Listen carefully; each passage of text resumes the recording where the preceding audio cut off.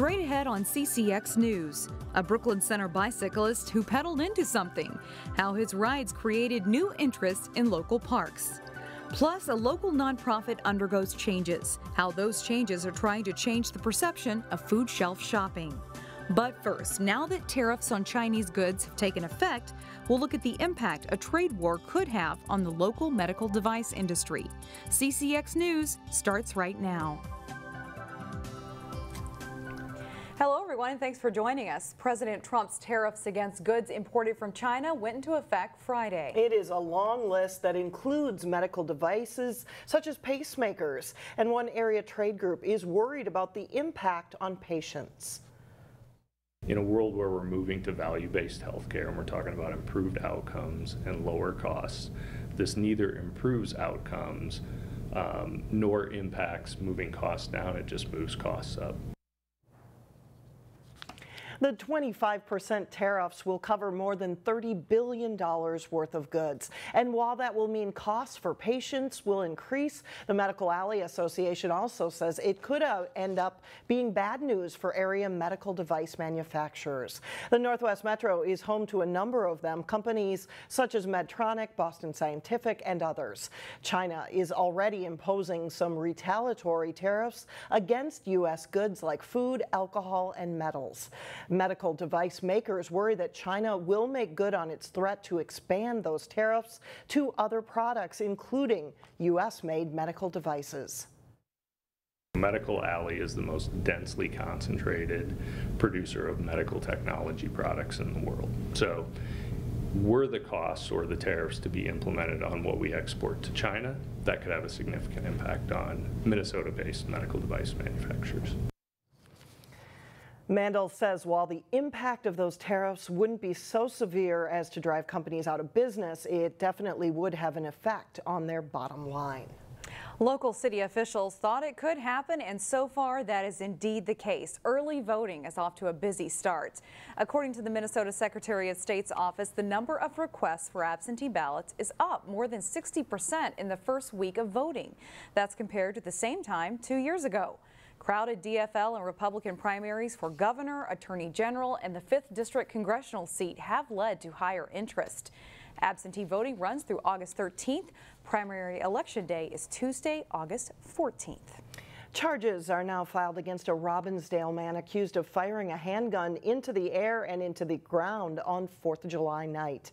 51-year-old Darren Tucker is accused of 3 felony weapons charges. Not only is it illegal to fire a weapon inside city limits, police say Tucker did not have a permit to carry a firearm. The incident happened near the Robinwood Apartments, where the suspect lives. Golden Valley has seen an apartment boom over the last year, and now there's a new apartment complex under construction, this one marketed to seniors. Global Pointe is a 5-story, nearly 100-unit complex near Highway I-394 and Highway 100. The project recently received more than $300,000 from the state to help clean up decades-old underground pollution from petroleum and other contaminants. The construction is next door to another new apartment building called the Talo Apartments. With amenities such as a lazy river and pool, the Talo is a market-rate complex that targets young professionals. In fact, last year, Golden Valley was one of the top suburbs for newly approved multifamily housing units.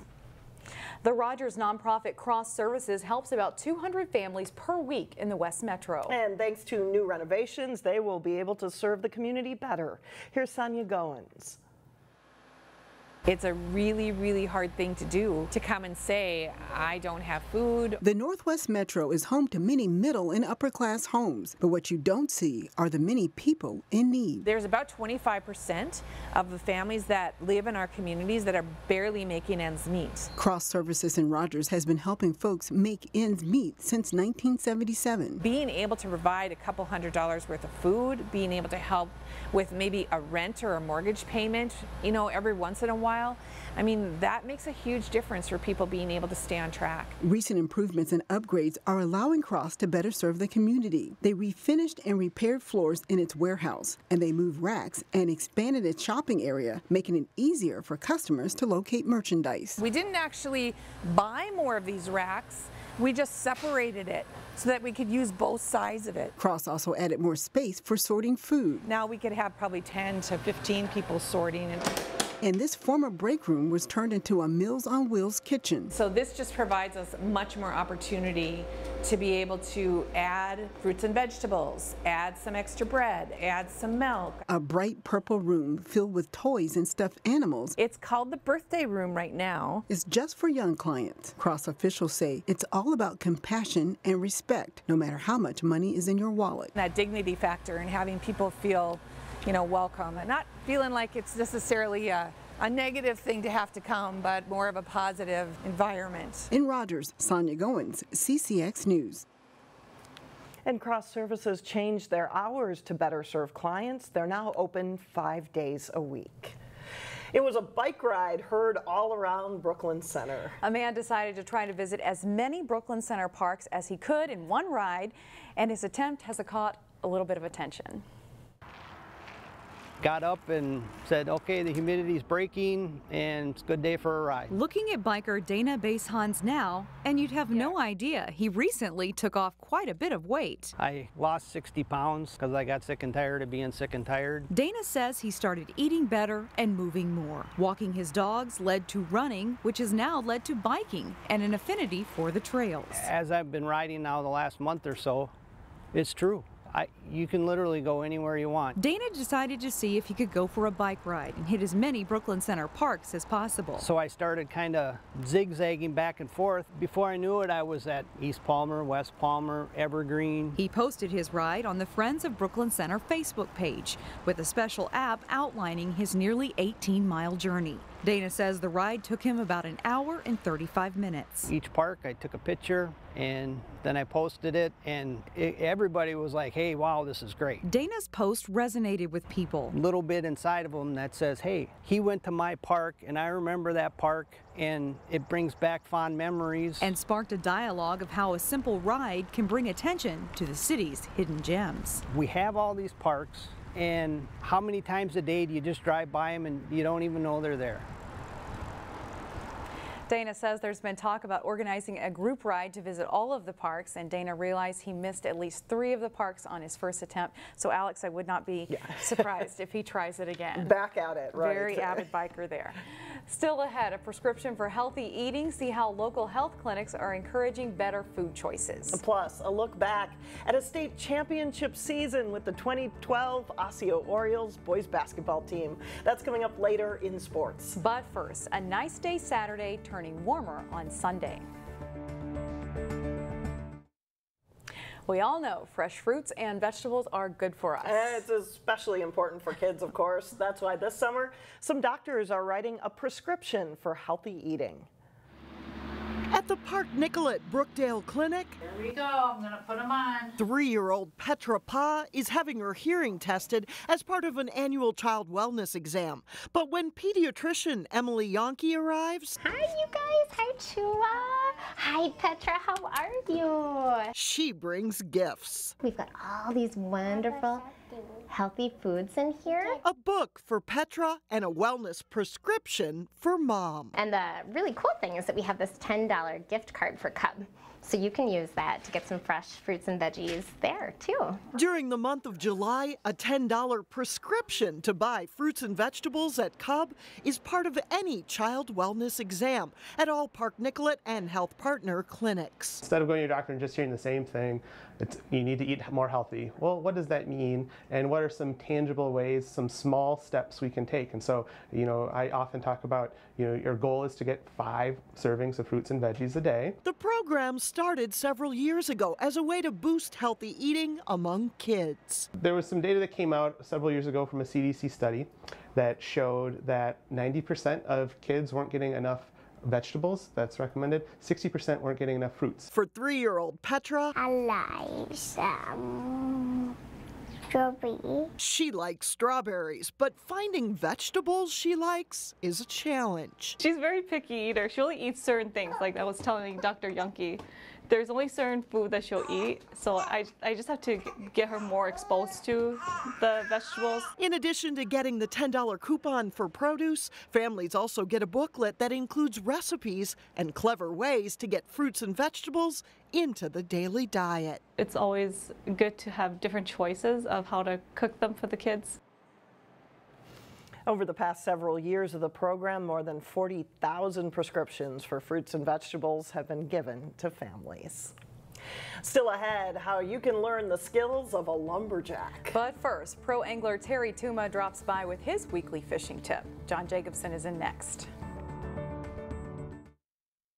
I'm John Jacobson with sports. Here at CCX, we've had the opportunity to cover a lot of state title winning teams over the years.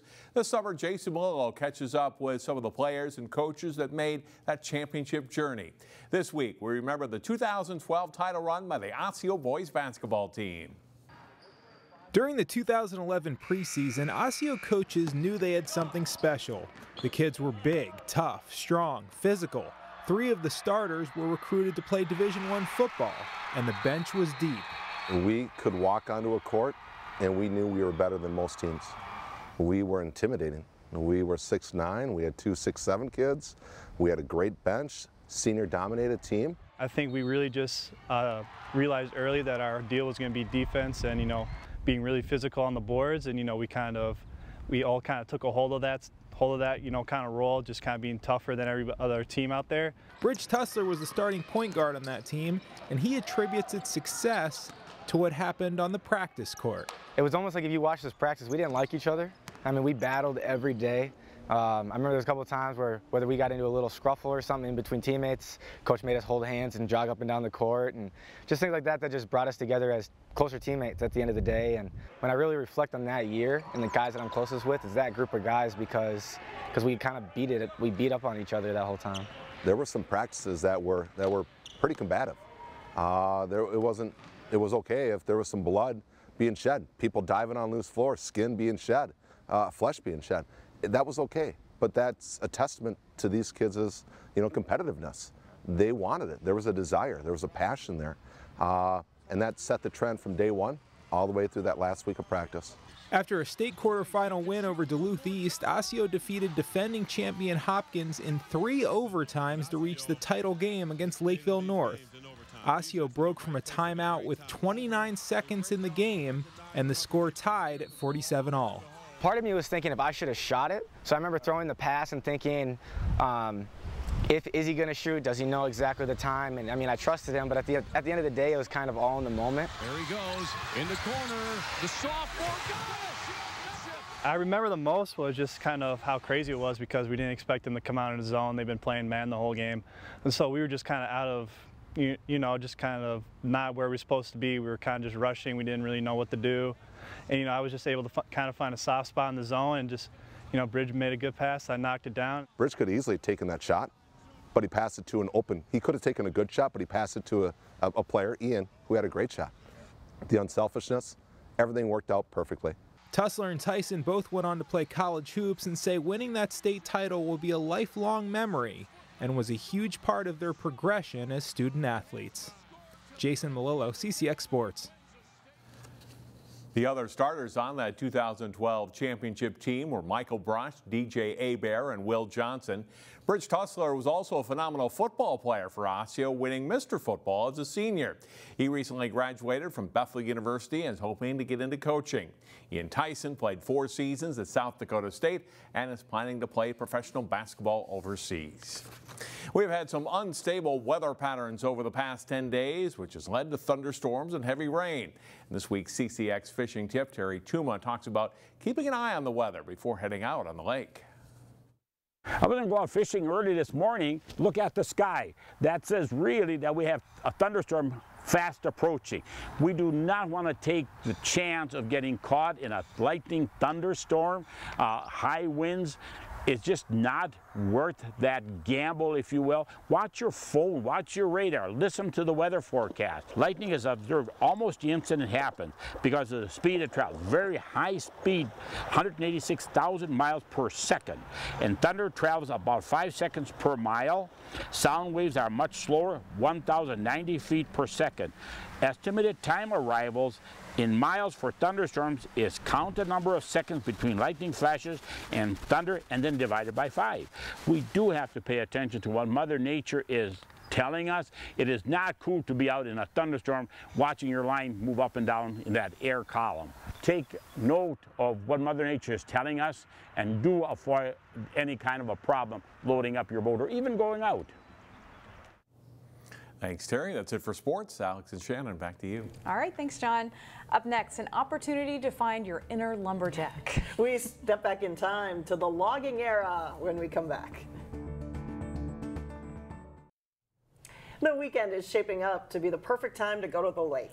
And here's something on the lake you might not have tried. In today's Weekend Showcase, Neil Persley tries to steady himself for a fun rolling opportunity.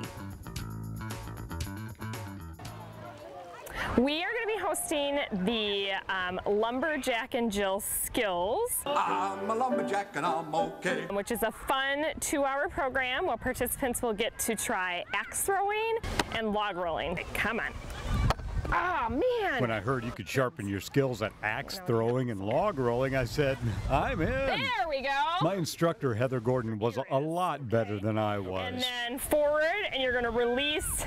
But I made a valiant effort. When your thumb, like, think about your thumb, like, jacking it into there. I started off strong. Release when your elbow is straight. No, my gosh! Nice work, Neil! He's a lumberjack and he's okay. But not everyone stuck. So the second activity is log rolling, which would have been a very important skill for lumberjacks to be good at because most of them didn't know how to swim and the water was really, really cold when they were moving the logs down the river in the springtime.